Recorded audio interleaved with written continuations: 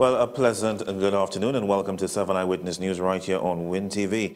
I'm your host, Sheldon Yerwood. Thank you for joining us, and welcome to our online viewers at wintvworld.com. We're coming to you live from Lodge Park in Chaguanas. Well, lots happening in the news again today. Well, and yet another minister, member of the People's Party of Government, has found themselves in a position where they had to apologize for an action taken. This time we're referring to the Communications Minister, Jamal Mohammed, over a letter that was sent to TV6 Head of News, Mr. Dominic Kalapasad, in relation to his belief that they are being biased towards the government. Now, initially, Mr. Mohammed stated that the letter was sent in a personal capacity.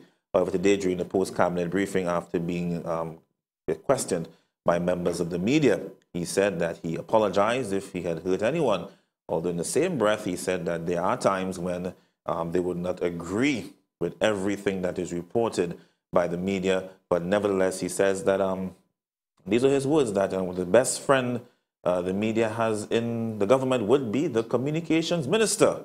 Now, that raised a few eyebrows based on the letter that was sent, and the letter was actually printed in the newspaper. So yeah, I'm sure if you didn't see it, you can take a look for yourself. So that will have many questioning about that particular statement. But nevertheless, that is the apology from the minister. He says that he's sorry about it.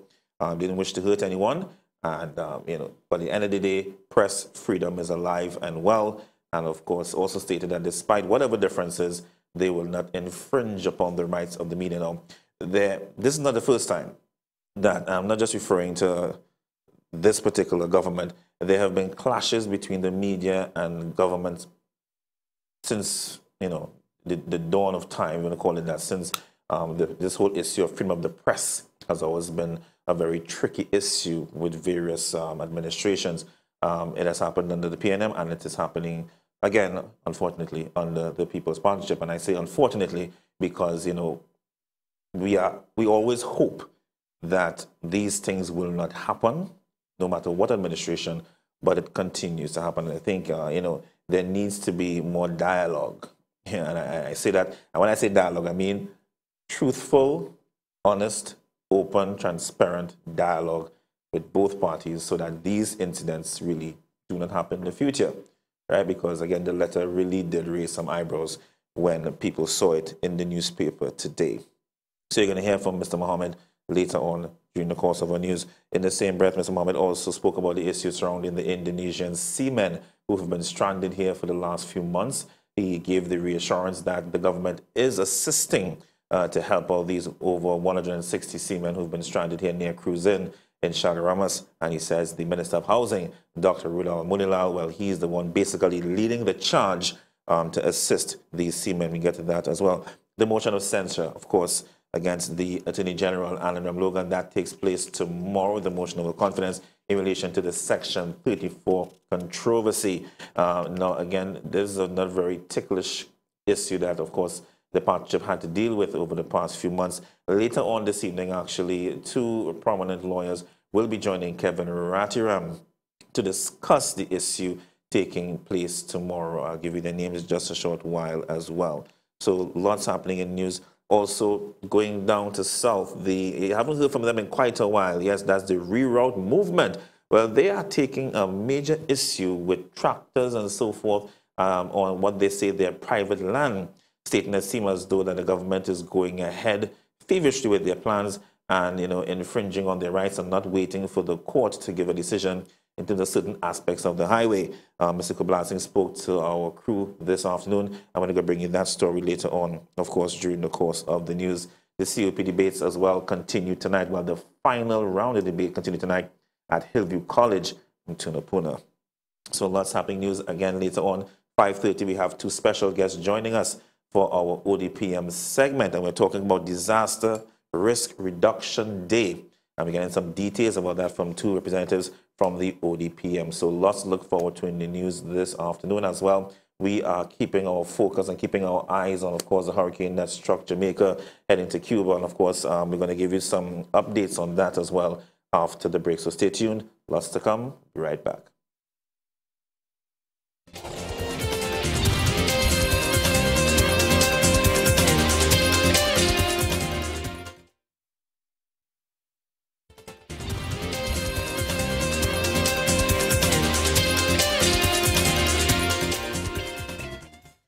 Welcome back to 7 Eyewitness News. Well, let's go now to our first story. Well, reassurance from the government that they are working feverishly to assist the stranded Indonesian seamen. The men have been stranded in our shores for several months now, out of the sea, just off Cruise Inn in Chagaramas. However, speaking during the post-cabinet briefing today, Mohammed said that Housing Minister Dr. Rudal Munilal is leading the charge to assist the men.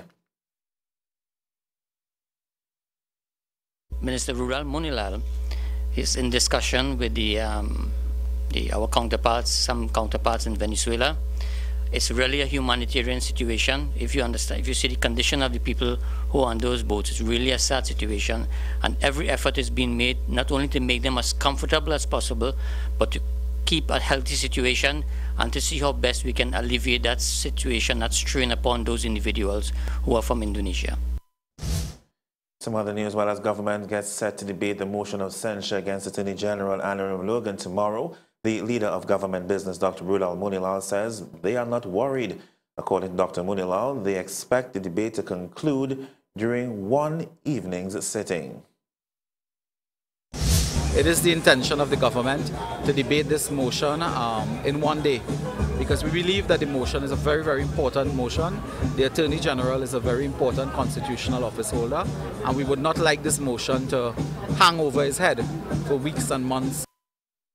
The motion was filed in Parliament by opposition leader Dr. Keith Rowley in what he described as an attempt to get answers on Ram Logan's involvement on the Section 34 fiasco.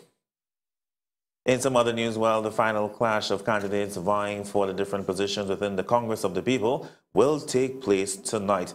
The candidates contesting for the seats of chairman and vice chairmanship will be subjected to questioning from members of the media this evening, as well as those on the floor and their fellow candidates. This third common platform will take place at the Hillview College in Tunapuna, and Win TV will be providing a live broadcast of the event, so do tune in to us at 7:30 p.m. for the start of the proceedings.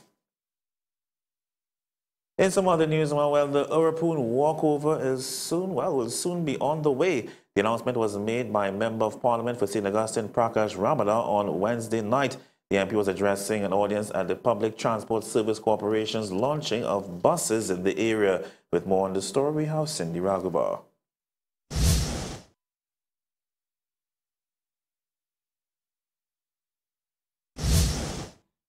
This is a promise for the walkover that we made.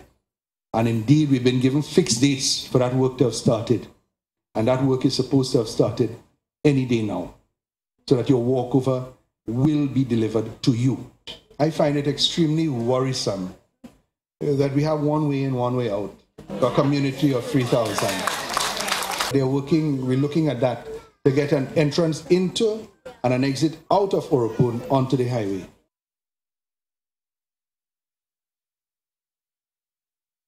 And we'll bring you the full details of that story by Cindy Raghubar later on during the course of the news. Well, let's take a short break. When we come back, lots more news for you right here on 7 Eyewitness News. Don't go anywhere. We'll be right back.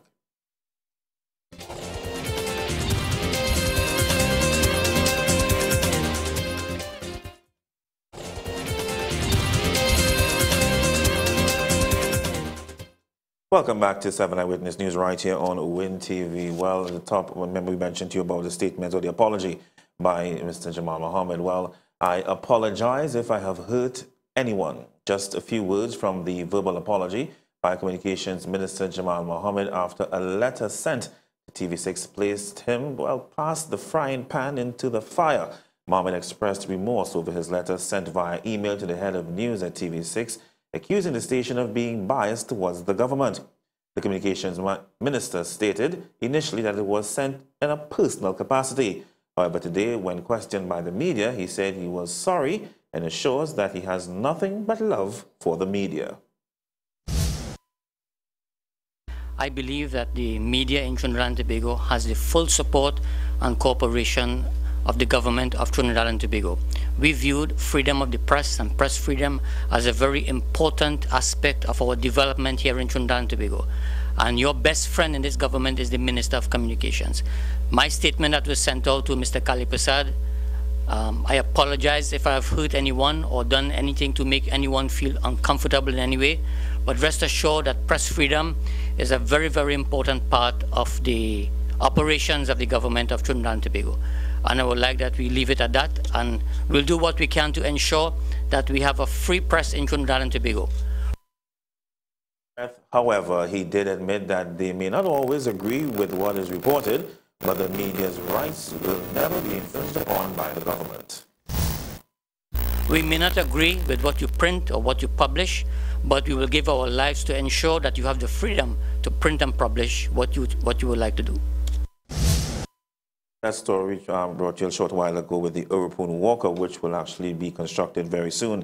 The announcement was made by Member of Parliament for St. Augustine, Prakash Ramada, on Wednesday night as PTSC launched a bus service in the area. We have more from Cindy Raghubar. Well, it seems as though the long-promised Orapun walkover will be a reality soon. This was assured by leader of the Congress of the People, Prakash Ramada, as he attended a PTSC launching of a bus service in the area on Wednesday night.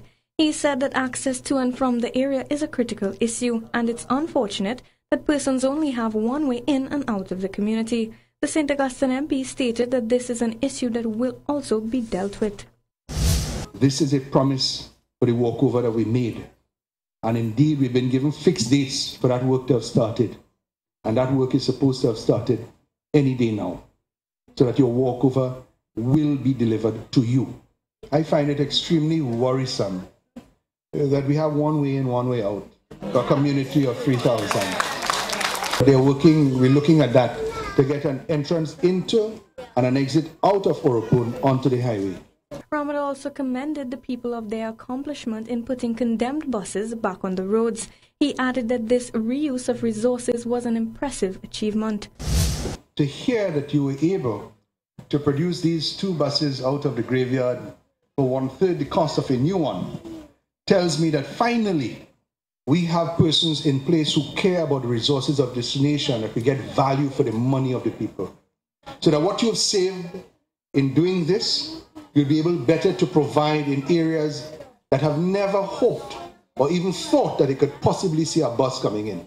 Ramada made mention also to the proposal of a rapid rail project by the last administration. The minister stated that unlike the $25 billion structure, these buses can serve the same purpose and cuts that cost by millions of dollars. We had to go with rapid rail. You know how many buses we could have bought in Trinidad and Tobago? I'd put it at $1 million. For one, 25,000 buses. 25,000 buses that will come into your communities, not just Orapun, because I speak now for all of Trinidad and Tobago. I know within the first year that PTSC was able to revive 44 buses, was it, that had been put out into the pasture, into the graveyard. 44 buses within 1 year. Cindy Raghubar for 7 Eyewitness News. Great news there for the residents of Orapun. And some other news on the political front. Well, Arnold Roberts is a little boy who thinks politics is a toy. Well, this is the view of the candidate vying for deputy chairman of the Congress of the People, Hugh Nurse. Mr. Nurse was responding to concerns that the COP is a dying party, as members have recently displayed public bickering with one another. He admitted that some members are immature and gave his opinion on the controversial COP member, Arnold Roberts. So Mr. Roberts has displayed himself in a particular way that has caused me to form the view that he's a little boy who thinks that power is a toy. You see? And a big mouth and errant behavior is the way forward. That's my view of Mr. Roberts. I am sure we're going to get a reply very soon from Mr. Arnold Roberts. In some other news, the UNC Youth Warriors lashed out at the president of the Youth Arm this morning. This as they are campaigning for posts in the UNC Youth Arm elections to be held on Saturday. Speaking on the morning show, they slammed the president, Nicholas Morris, as unreliable and inactive in the Youth Arm. 2 groups will contest in elections, including Nicholas Morris' party, the Champions. With the president is executive of the youth Nicholas Morris. What happened is that the youths are not attracted to the youth because he has not been on the ground. He comes to meetings late. If he shows up at all, he called a press conference, released his campaign a few days ago, and he himself didn't show up for the press conference. elections all around, CUP, UNC. He has the high up on the chair, man. Almost touched the ceiling. Anyhow, come back from the break. We'll be, of course, going across to our special segment by the ODPM. And at 6 o'clock, we'll bring you more news on our headlines, including that story coming out of the reroute movement, concerns of tractors on the fields. When we come back, our special guest from the ODPM. Stay tuned.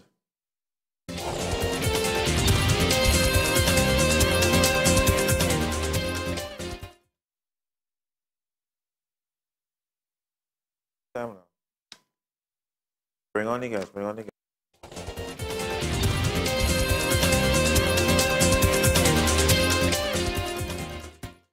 Welcome back to 7 Eyewitness News. Now, I know you're accustomed to seeing Dr. Stephen Ramroop during this segment, so a nice change to see some ladies, of course, representing the ODPM, and with specific reference as well. I'll get into that and explain why shortly later on.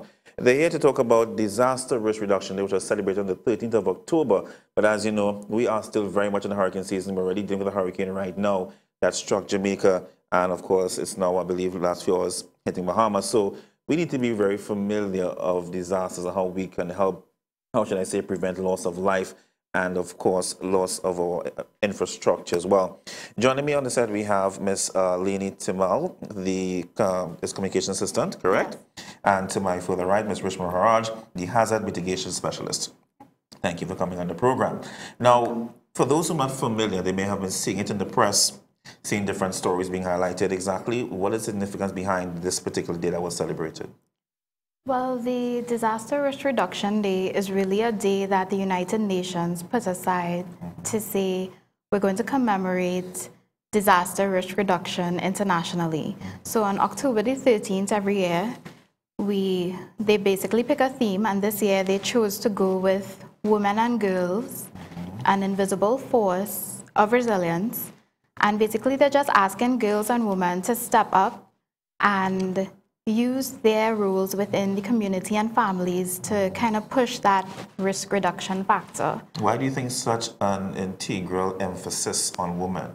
And it's not just in this, you hear it in almost every sphere of life now, they're asking women to be more involved.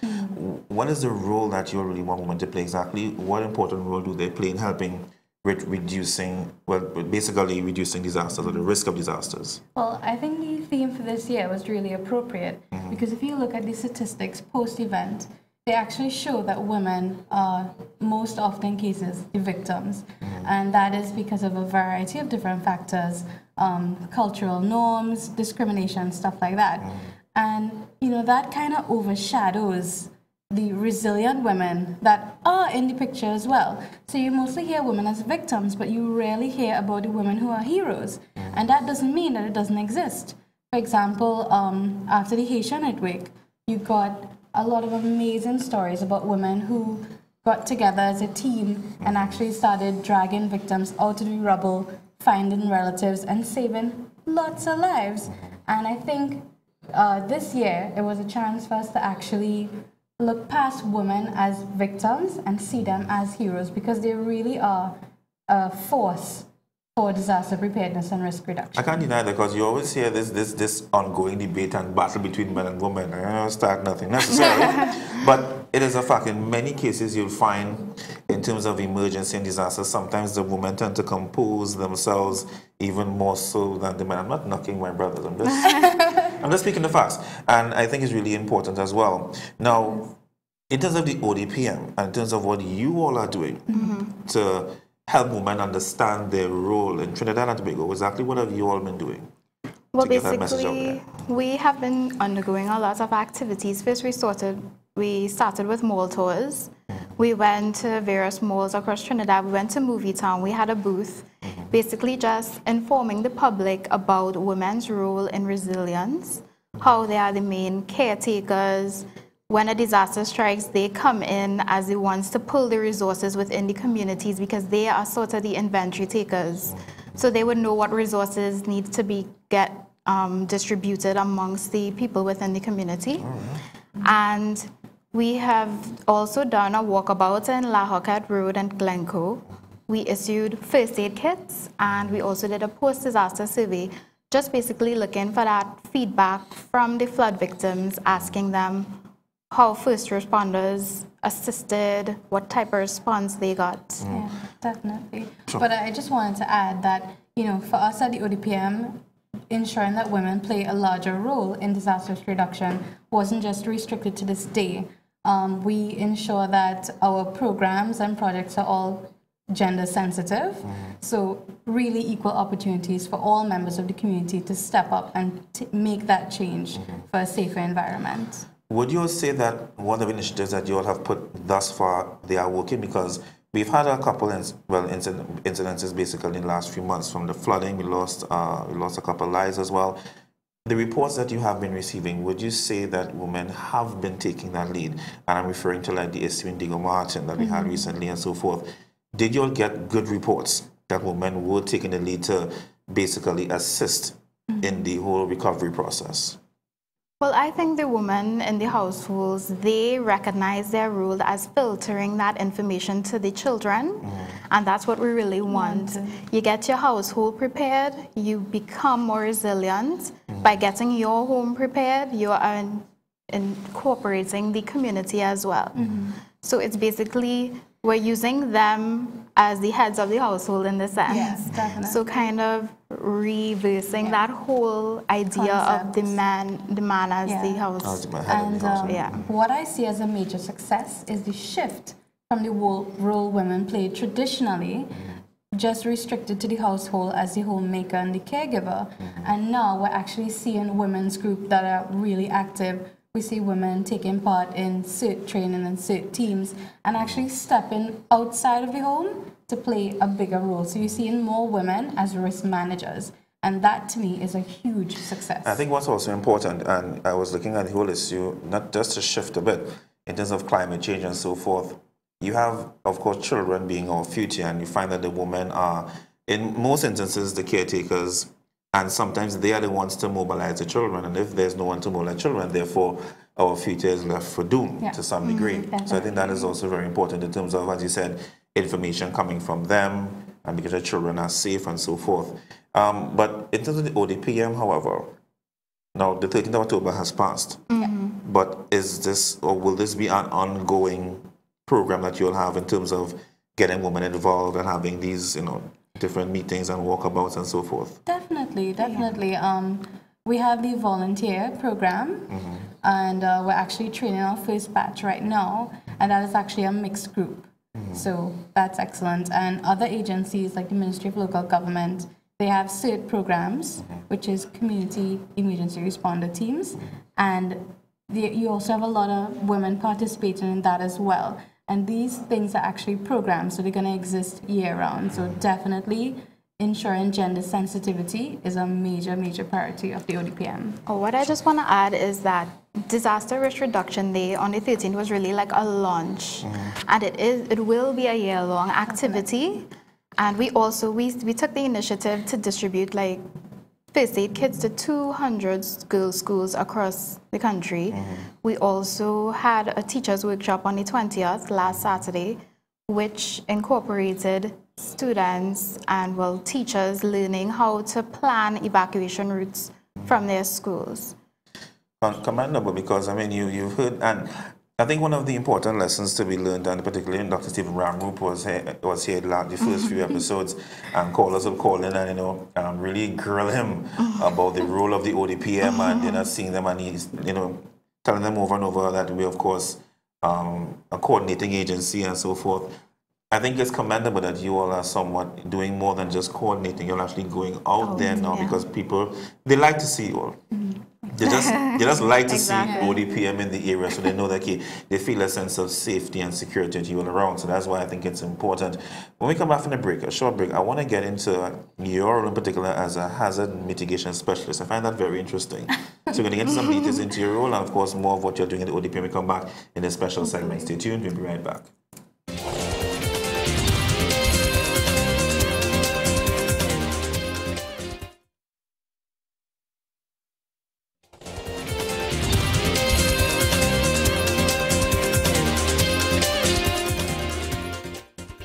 Welcome back to 7 Eyewitness News. Of course, now special sponsor segment by the ODPM. I must say to the viewers, They have been really supportive of this segment thus far.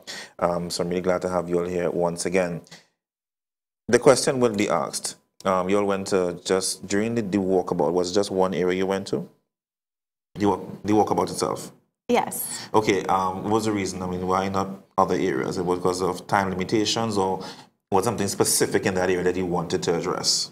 Basically, it was just used as a sample size. Okay. So we just used the area to start off. Of course, based on the analysis of what we do, we would visit other areas as well. But we just decided to go with that particular area because we got the support from the regional corporation that we needed. Okay, understood.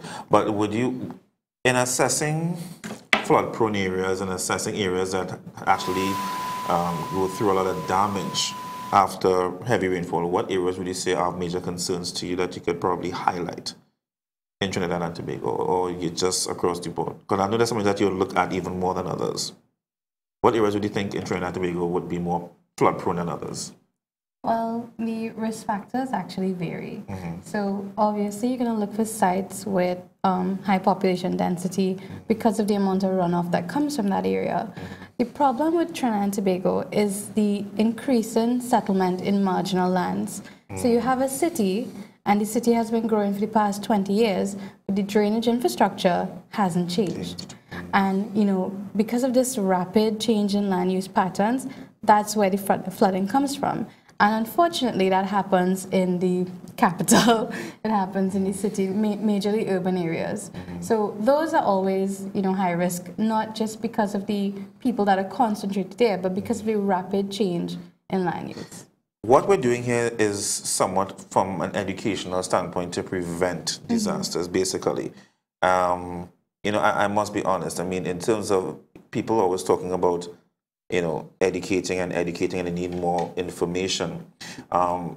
Would you say that come next year that you'll be ramping up your education activities?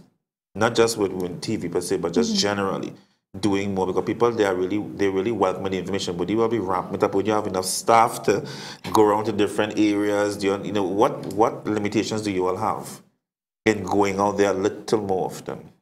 Of course, staff is a limitation, but we definitely want to amp up our activities, and that's basically, we'll be doing it through communities organized and ready for emergencies, our core program. So we'll be wanting to visit schools. We have a Safer Schools project. So we'll want to go to various schools. We'd also like to visit more communities.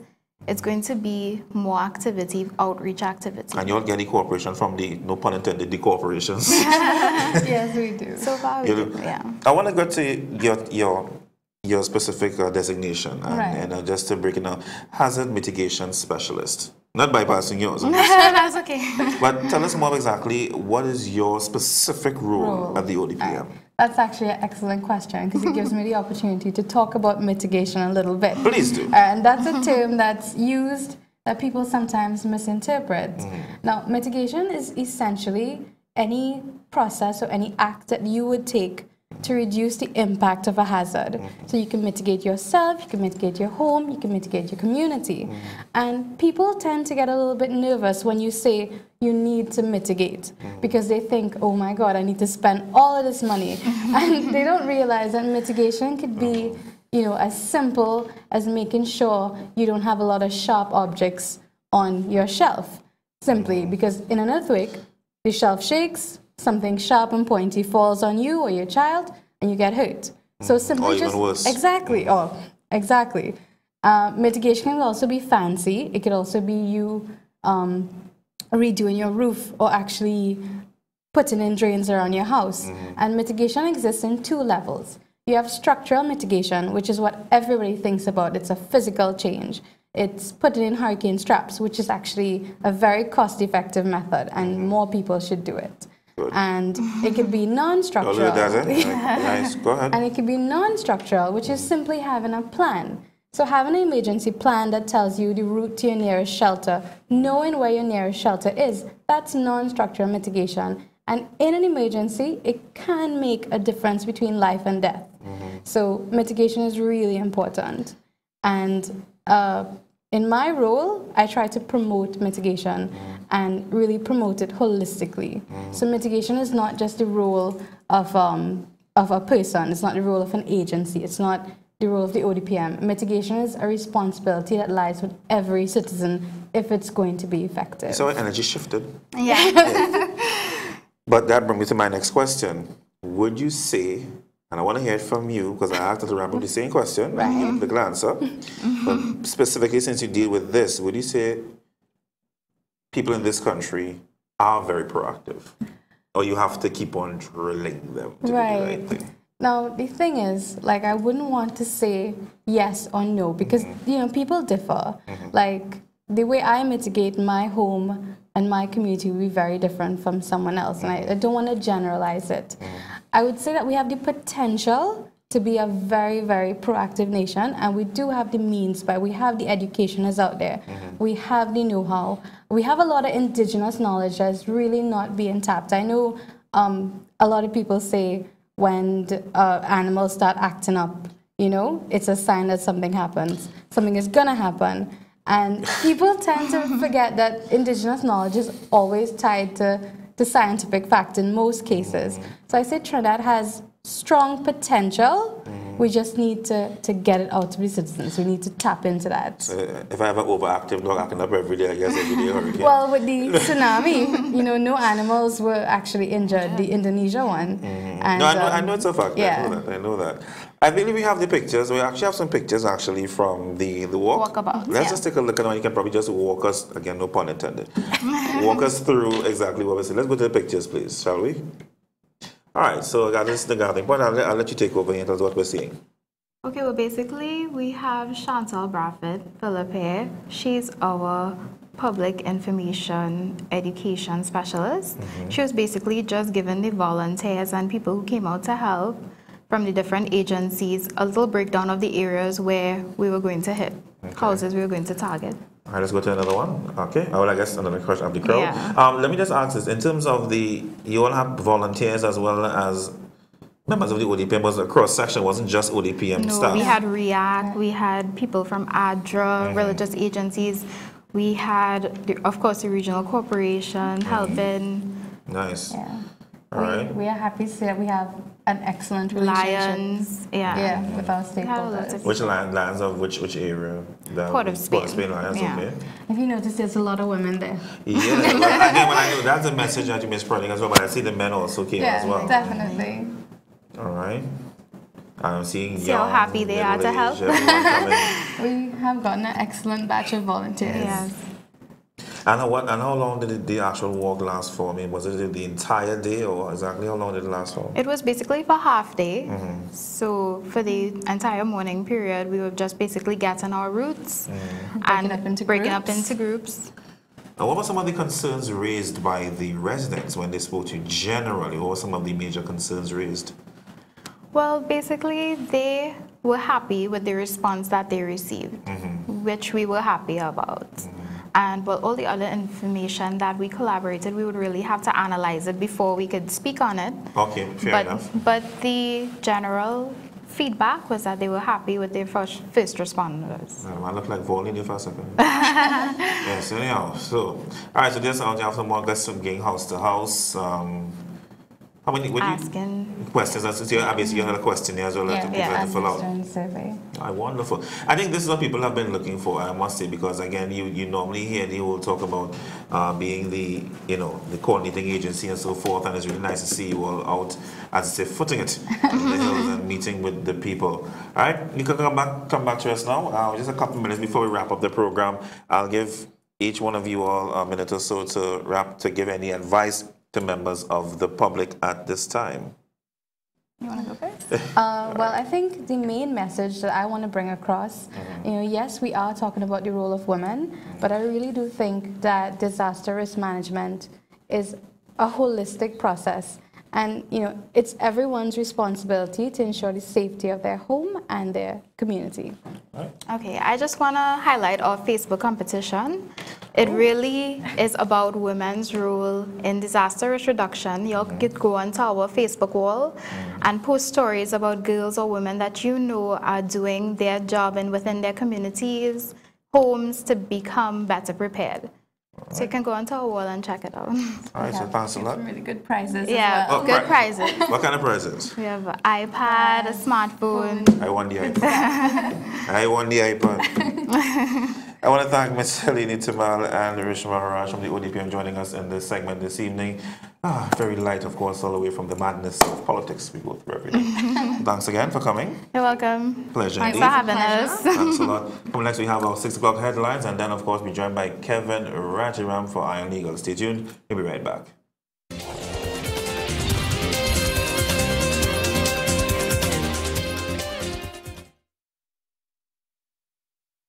Off your mics, and don't fall, please.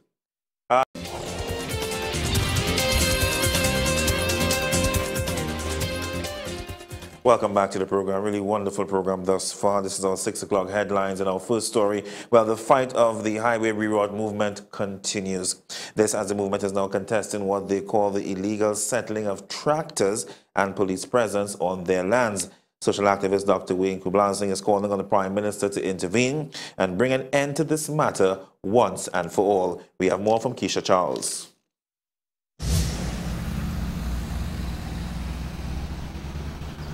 The battle between the state and the highway reroute group seems to be a never-ending saga.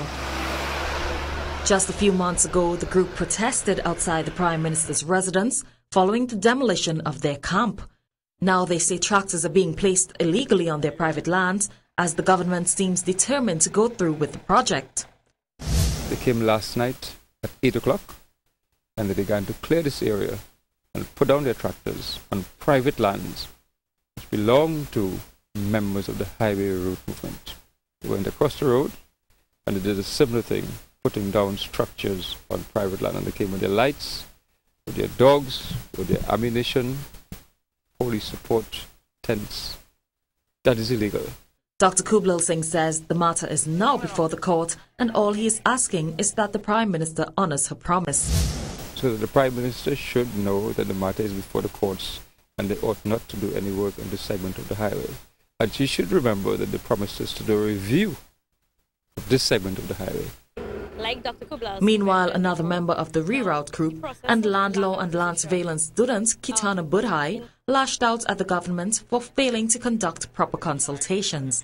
She says the government does not know the real meaning of sustainable development. The process of land acquisition in this country, there are a number of things that has to be done before you go on acquiring lands.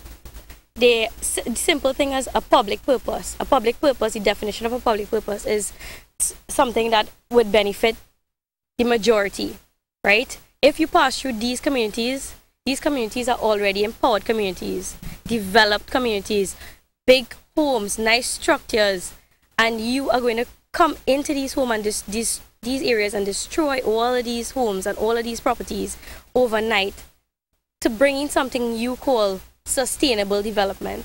Sustainable development does not mean building concrete jungles. Sustainable development also means the development of human beings. For 7 Eyewitness News, I'm Keisha Charles.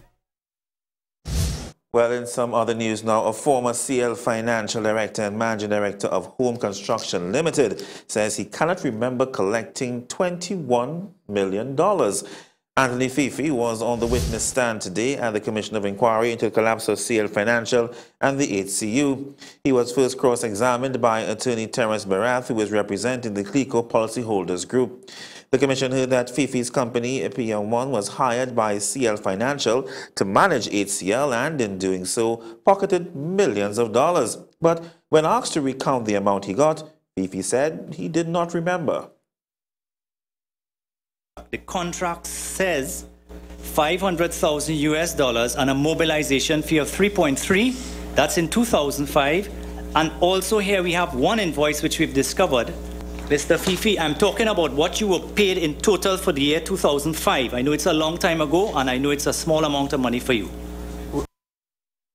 But Attorney Barath didn't let Fifi off the hook so easily, forcing Fifi to admit that he might have collected that amount. Stage, I cannot answer because I don't have the invoices in front of me. Mr. Fifi, you know how much money we're talking about there?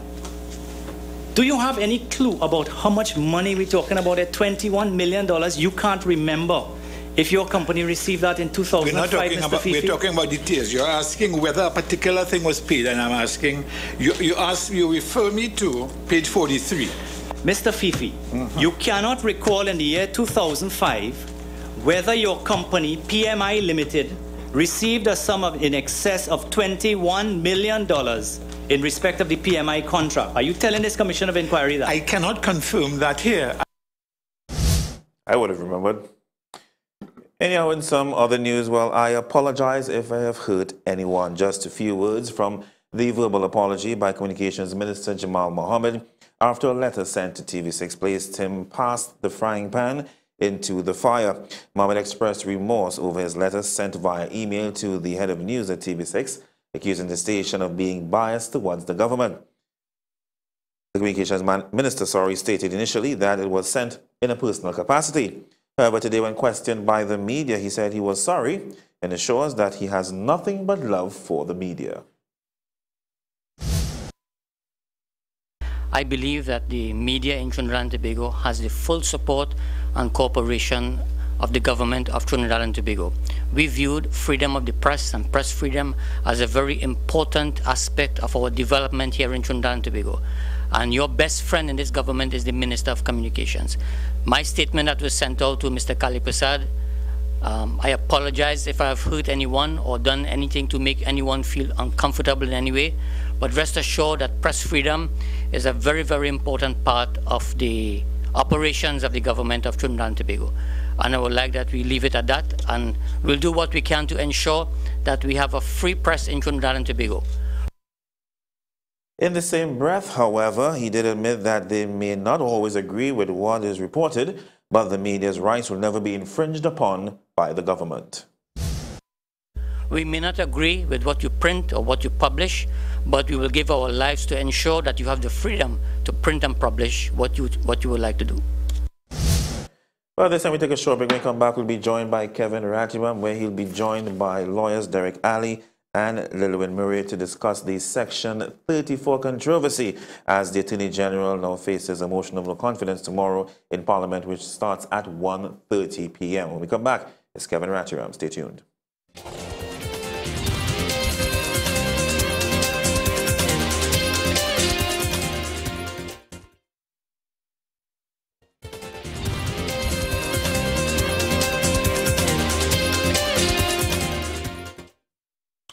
Good evening, Trinidad and Tobago.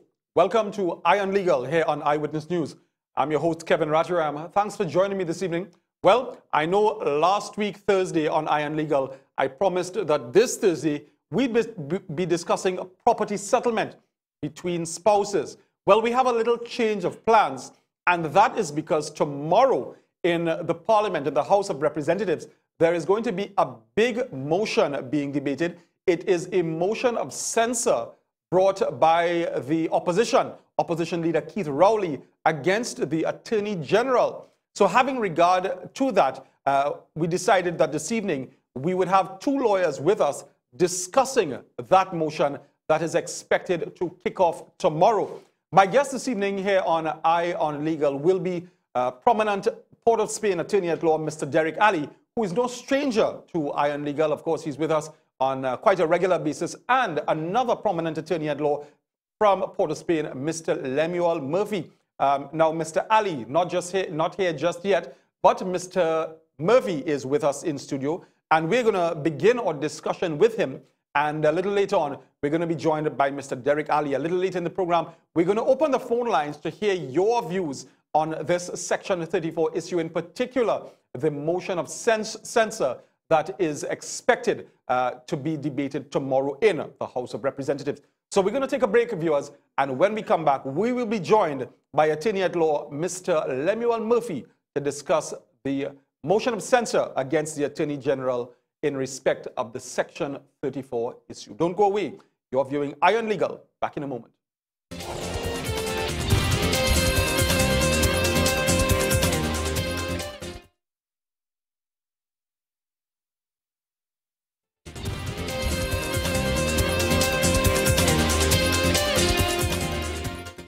Welcome back. You are viewing Iron Legal here on Eyewitness News. My guest this evening, prominent attorney at law, Mr. Lemuel Murphy, joins us. Mr. Murphy, welcome to Iron Legal. Well, you could drop the prominent. I don't know about that. Not at all, not at all. I don't know about that adjective. Everybody in the legal profession knows that you are certainly one of our more prominent practitioners, Mr. Murphy, but the humility, which is rare in the legal profession, is admired. So this evening, viewers, as I indicated, we are going to be discussing the motion of censure against the Attorney General, which was filed by opposition leader Keith Rowley. And that motion is expected to be debated tomorrow in the House of Representatives. A little later on, maybe in about 15 minutes or so, we're going to be joined by Attorney at Law, Mr. Derek Ali, and we're going to hear from him in respect of his views on that issue. So, Mr. Murphy, yes, this motion of censure, it's the first time, I'm sure, that many of us have heard of it. We are accustomed to hearing about motions of no confidence. Of no confidence. And that is usually moved in respect of a sitting prime minister, or prime minister faced one a few months ago. And a couple of years ago, just before the general election, the last general election, Prime Minister Manning was facing one himself. Now, this motion of censure, is it in any way similar or related to a motion of no confidence? Well, what I must say in the first place is that there's nothing in the rules, the standing orders with respect to Parliament that speak of a motion of censure. That is really a convention that has passed down through time, Westminster system. Yes. All right. Basically, what it really is just a lobbying in Parliament to show the dissatisfaction or the strong disapproval with respect to any member of the Parliament. So basically, at the end of the day, I hate to put it like that, but there's no true legal ramification attached or next to a motion of censure. Now, the motion was filed late last month in September by the leader of the opposition, Dr. Yes. Keith Rowley. And in essence, what does the motion seek to do or to have done? Well, the motion itself is very long-winded in nature. Yes. I mean, if I start it, it might take about 5 minutes to read. But essentially, the motion to censure revolves around the Section 34 debacle. And, sorry, what it essentially looks to do is lay the responsibility with respect to what happened connected to the Attorney General. So at the end of the day, what they are seeking is basically they want to reprimand some alleged conduct on the part of the Attorney General. I see. That is, and it only revolves around Section 34. Now, nothing else. I got a portion of the motion from one of the newspapers, which says that it calls on Parliament to vote to, quote, express its strongest disapproval of the flagrant breach of parliamentary trust by the Attorney General's involvement in the premature proclamation of Section 34. And it asks the House to call upon the Prime Minister to fire the Attorney General. So yes. At the end of the day, it's seeking to pass judgment on the Attorney General. Yes, it's an expression of strong disapproval for what transpired. They seek to lay the blame at the Attorney General, and ultimately they would seek to have the Attorney General removed from office. Now, you would be well aware, as the country would be, that already one head has rolled in respect of Section 34. Yes. And that is the head of the former Justice Minister, Herbert Volney. Yes. Do you think that the opposition may now be seeking to build on that momentum which was created to further dent the People's Partnership, and in particular the UNC? Well, at the end of the day, nobody could trivialize what transpired. One head has rolled already. Yes. The Prime Minister has made a statement. Essentially now, I think it's just to build momentum. As we know, there was a march, and then there's one carded for next week, if I'm not correct. 2nd of November. The 2nd of November. So at the end of the day, it's nothing surprising. It's just political mileage everybody is seeking to get out of any situation. Okay. Now, what would we expect, or what should we expect in the debate tomorrow? Do Do you have any idea who may be some of the speakers and what they are likely to focus on? No, well, at the end of the day, I wouldn't know who these speakers would be.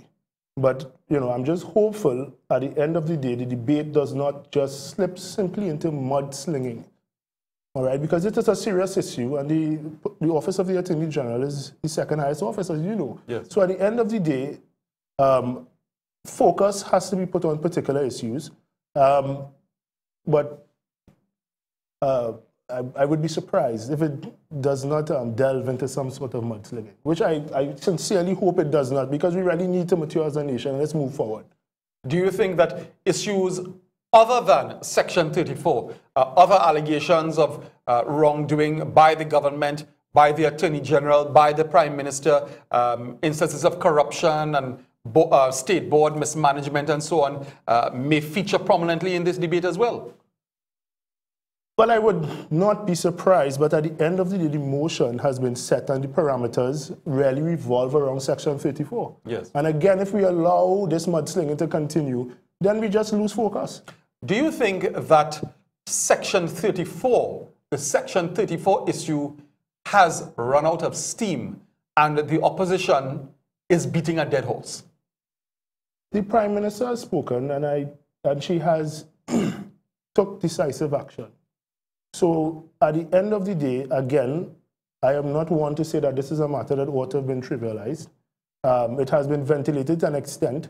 And of course, we want to get to the bottom of it. Yes. But you have to remember that there are other live issues in the society. There's crime, there's problems in the education system, health.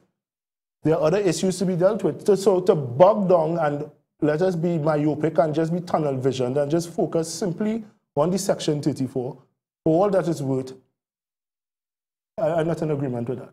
It is important. We need to deal with it. It has been dealt with in a particular manner. If anything comes up about thereafter, it will be dealt with. It cannot be swept under a carpet. But there are other issues to be dealt with, and we all need to move on. What would you say to those who are of the view that in respect of this issue, there needs to be a full and thorough investigation as to the role played by all parties who played roles, either knowingly or unknowingly, intentionally and unintentionally? Do you think that that might be important for transparency? And it is important for transparency, and I mean, no disrespect to all government.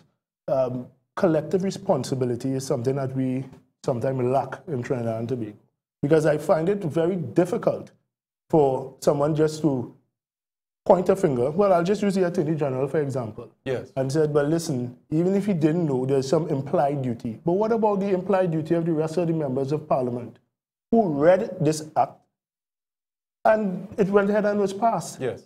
Nobody I mean, there were a few apologies, but the majority of parliamentarians just seem to pass the buck.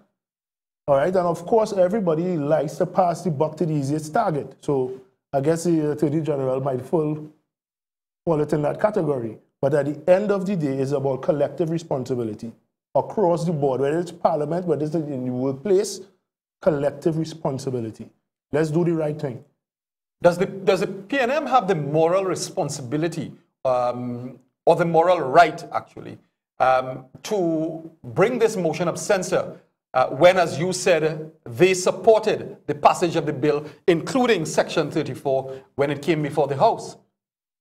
Well, at the end of the day, it's a democratic society, and the opposition is entitled to do what is within the remit of the law. But, again, I will refer to the fact that nobody seems to say, well, I got it wrong too, I'm going to apologize. Only a few people did that. So at the end of the day, I just find it difficult for you to set a motion in place for censure, but at the same time, you have not yourself to take up any kind of responsibility. It is difficult, even though that you feel that there's something in the mortar, yes, more than the pestle. Fine, we will get to the bottom of it, because this is not a matter to be treated with lightly. But at the same point in time, it's collective responsibility. It starts with we collectively apologizing for what took place. Yes. But if you don't do that, and then all of a sudden you just start to point fingers, then I just don't understand the motive behind it. Now, at the end of the debate, whether it goes on, whether it concludes tomorrow or it goes beyond tomorrow, what happens at the end in terms of a vote? Or before I even get there, this debate, will it extend to the House of Representatives and the Senate, or simply the lower house, the House of Representatives alone? From my understanding, it's the lower house. The House of Representatives. Yes, deals with the debate. I mean, it would be no surprise to anyone how this is going to turn out, because the government has the majority. Indeed. All right, I'd be very surprised if it turns out that the opposition succeeds. All right, at the end of the day, whilst I respect that we are democracy, the opposition has a right to ventilate certain issues. They have a right to bring this motion according to the convention with respect to Parliament. But at the end of the day, we just simply shouldn't waste time. I hope the issues are dealt with, rather than, as I said, we go off on a tangent, because it'll just be wasting time. I see. Because there are many other issues, as I said, to be dealt with. There are many other laws, as you, Kevin, would know as an attorney at law, that needs to be dealt with right across the sphere. We, as I said, at no point in time I think this is a trivial issue, but again, we need some balance. We need to look at what needs to be done with this issue, and we need to move on. All right. Okay, well, viewers, we're going to take a break, and when we come back, we chat some more with Attorney at Law Lemuel Murphy about the opposition's motion to censor the Attorney General in Parliament tomorrow. As I said earlier, a little later in the program, we're going to be opening the phone lines to hear your views on the motion. So don't go away. You're viewing Iron Legal. Back in a moment.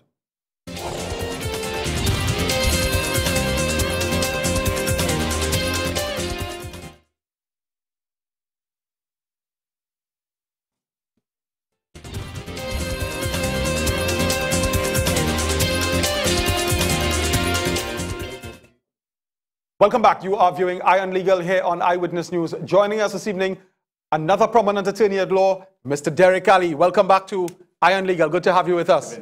We're not talking employment law this evening, though. Yeah, I understand we're wearing different hats this evening in respect of the issue to be discussed. And I think the good thing is we're all lawyers, so we appreciate a little more than the citizen, but we're all able to distill what needs to be distilled for the citizen. My thoughts on the motion initially, Kevin Murphy, is this. I am of the view that the motion, two things. It is ill-conceived. It is ill-conceived for this reason. There are alive proceedings in the High Court that deals exactly with the motion. That deals exactly with what the motion wants to deal with. Now, these are the motions filed by Mr. Galbrand Singh and Ferguson and the other applicants. That's right. The motion brought by the leader of the opposition deals squarely with things surrounding the circumstances that deals with what we now know to be Section 34, right? So let's start at the very beginning. One, the whole Parliament missed the ball on this. Everybody, from captain to cook, must take a hit on 34. Everybody missed it. Everybody, from the Senate to the House of Representatives to the 4 lawyers on the opposition bench. That's how I see it. The men missed the boat. Hines, Dial Singh, Alwari, and who else? There's another 4. They missed it. Yeah, whatever. They all missed it completely. So let me start there, right? We have events that transpired after that, but now the leader of the opposition have a motion to censure the Attorney General, but it's ill-conceived for this reason. Hansard, as we know it, can be used in court proceedings. I have been in proceedings where Hansard has been used, right? So for the average citizen to understand what is said in Parliament, it may have immunity from the person who says particular things, but what is actually said can be used in court proceedings. We know that, and it has been used time and time again. Now, if this debate, the motion, it's going to be spirited, and things are being said in that motion which could impact upon the proceedings. Now, remember, them fellas have the best lawyers money could buy a wrong tongue. Not only do they have the best lawyers money could buy a wrong tongue, but those lawyers sit and wait for every avenue that they can get their hands on to bring proceedings to challenge, to make challenges to say that their rights are being trampled. If you were accused, like how they are, if you were in their position, and now there's a big juicy debate about a section of which you've availed yourself for protection, won't you be sitting with chomping at the bit to see what men will say, to see how it will assist your case? So that is why I say pre-trial publicity, all these things could come into play. Pre-trial publicity, all those things could come into and infecting public opinion to the point where I say before I say this, I say I respect all our judges, but judges are people too. So if the whole entire nation, right, is having a view on this, skewed in a particular way, these fellas, the motion, in my view, is going to provide an opportunity to Galbaran Singh and his team of lawyers and Ferguson and everybody to perhaps get ammunition from what is said in Parliament, from either side, maybe, who knows, but from what is said, to assist them in their litigation. Because the litigation as we know it, I'm not part of it, I know nothing about it except what's in the press. The situation is in court is that them fellas are saying, listen, this thing was proclaimed, I've availed myself of the right, you've repealed it, blah, blah, blah, blah, blah, I'm challenging it, that type of thing. That is going to be discussed in the Parliament. Now, what is going to be discussed in the Parliament is why, how to for, where to for, why not. Part of them fellas' case must be, if it is not already, how come that is being repealed? Is it going to affect me, my rights? Is it ad hominem, what we call ad hominem litigation, legislation, meaning was it designed, the repeal designed to assist me personally? So in those circumstances, I am seeing one, that the motion is ill-conceived. It is not thought out, like most things. It is not thought out at all, at all, at all. And that debate actually has a very live risk of providing ammunition to them fellas to bolster their case. They men have a team of solid lawyers, you know. But Derek, let me ask you this. Politicians will always play politics. And in consequence of that, I'm sure that the PNM's position will be whether this could affect the legal proceedings or not. We in business with that. Our motive here is merely to attack the government, to attack the Attorney General, to make the Attorney General look bad, and to ensure, or try to ensure, the firing of the Attorney General. So if it is you are contending that the motion is ill-conceived, and it is in fact brought by the PNM, which to me is no surprise, how does one prevent it from going forward or being debated, if at all? Is that possible in the Parliament? Well, how do you deal with the consistency of foolishness? How do you? At the very beginning, they missed the boat completely. Yes. I mean, let's make no bones about this. The leader of the opposition has on his staff lawyers. On the office of, I know that, right? They have lawyers. They have lawyers within their ranks. Everybody missed this. Not only did they miss it, it was going to be proclaimed in January 2013 in any event. And that proclamation in January 13, as far as I am aware, from what's in the press and so on, was agreed to by a lot of fellas, by the executive, by the judiciary, by the DPP and so on. That January 2013 proclamation was agreed to. So whether it happened 2 months ago or whether it happened in January, it would have happened. No, but more than that, I mean, at the end of the day, yes, a lot of things revolve around what, for want of a better word, let's say it's a mishap. But at the end of the day, the criminal justice system needed some form of reform. We agree. Everybody, you don't need to be a lawyer to say that, or to understand that that was the situation. That's right. We need reform at the end of the day. And I quite agree with Derek, because it was just a couple months away. You tell me somebody might have spot that in between. So gentlemen, Derek, we were talking before your arrival about the possible outcome or the likely outcome of the debate in terms of the vote. And Mr. Murphy and I were talking about the fact that the PP have a solid majority in Parliament, and the likely outcome is that the motion is going to be heavily defeated. Do you think that the PNM are anticipating that? And how would they be viewing that likely outcome at this stage? We can't see the motion in a vacuum. It must be contextualized, right? One, the motion is not being brought on a meritorious basis, right? It is not being brought for its merit. This evening, the Tobago House of Assembly was dissolved, and elections. So that means the elections bell has rung in Tobago. So elections will be held between now and the middle of January, 25th or mid-era, right?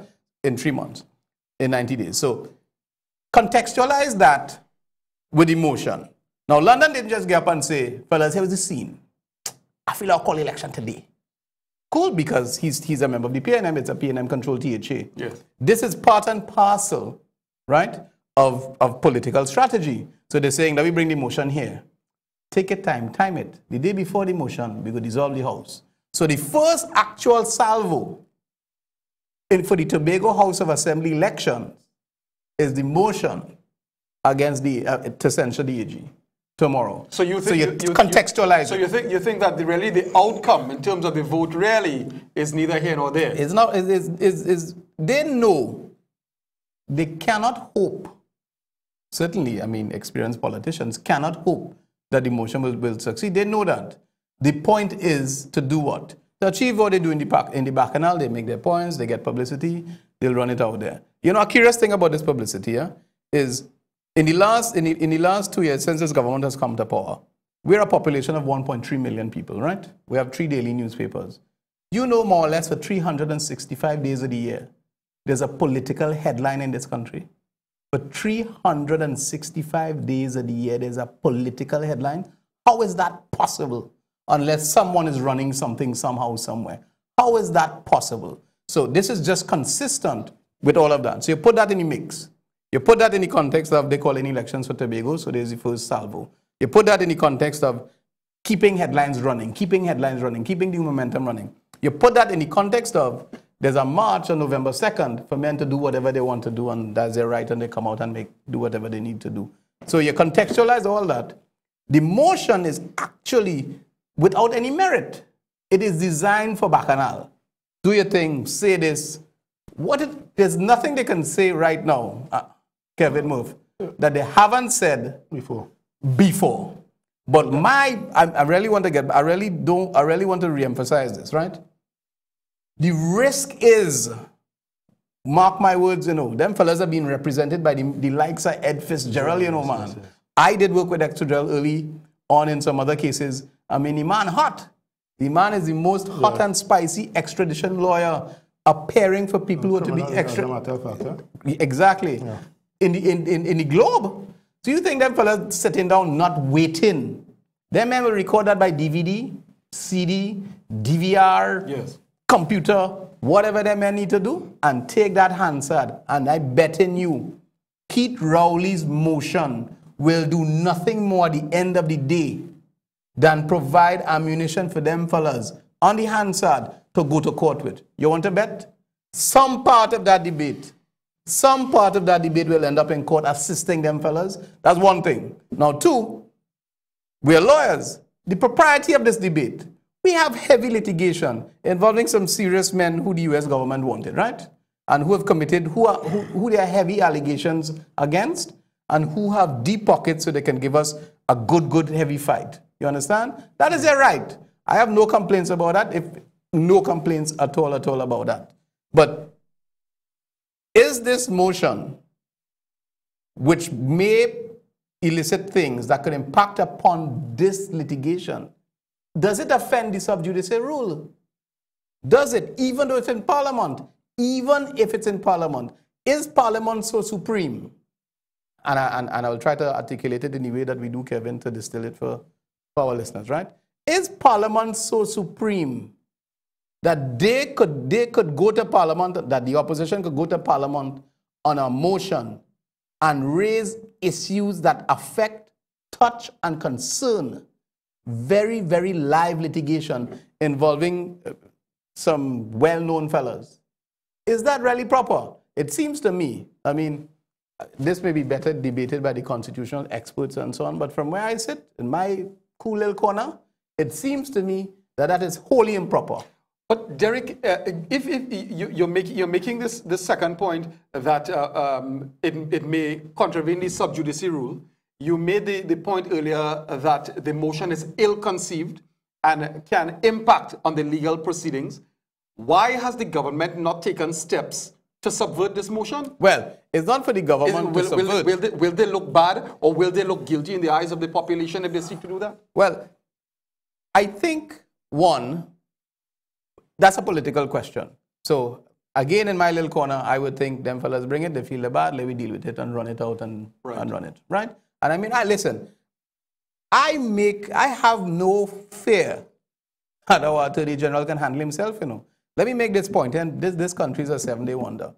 Before May 2010, the then administration was inundated with litigation. From who? Not from Anand, not from our AG. Public interest litigation. You understand that? Move the law and shape the law like we didn't know, like we don't know. And men forget that. Men forget his age, you understand? Because he's young. Anand is now 40. Forget that. Put that aside. He has achieved more in his career that some men, even if they want this planet practicing law for 3 lifetimes, couldn't achieve. We know that as lawyers. He took cases that ran it. Remember all those inequality of treatment cases and so on? A lot of public Now, cases, yes. since he has become Attorney General, all that done, there's nobody out there doing it because either people are not smart enough, don't know how to do it, are not shrewd enough to do it. But there's no more of it. We know that. The point is, I say that point to demonstrate this, that I really have no fear that he knows what he's doing, that he's able and capable to defend himself in the parliament. So I wouldn't want them to subvert it or thwart it or anything. I will say that perhaps the speaker did not consider everything in acceding to the motion. But Speaker of the House. The Speaker of the House. But that's a matter for them. Yes. Yeah. No, but what has happened, Derek, is it's basically a convention. And when you look at the rules and the conventions, what happened basically is this: once a motion is put forward, it is very rarely refused. It's very rare that they refuse the opposition the motion to censure. So, and I have no problems with that. I agree with you. Yeah. And I think if I were in the same position, move, do your thing. Do your thing. That's the democracy, right? Yeah, that's the democracy, and that's the part we like to emphasize. Speaker himself could find himself the subject of much criticism, Yes. being part as... Well, if perhaps it is that partisan it to what does the turn government out to be a complete, as I mentioned before you arrived, Derek, a situation of just pure mudslinging, which obviously might lead to some other legal ramifications thereafter, then, I mean, that is the risk. It could be a pure disaster come tomorrow. Well, the same way, them fellas didn't want to take responsibility for passing that bill in the lower house and the Senate. The same way, you know what's going to happen if any of them things in the hands end up in court? They will blame. You know what I'm going to say? again? Well, hold on. Y'all can't blame me for that. Blame the AG. If you gotta blame you, because it's because of you, we gotta come out road and say that.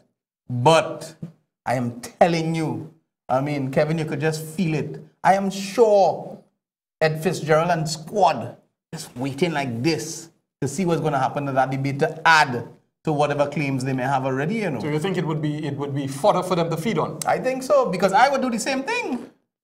I would do the same thing if I were them. All right. I want to come back to you. Yes.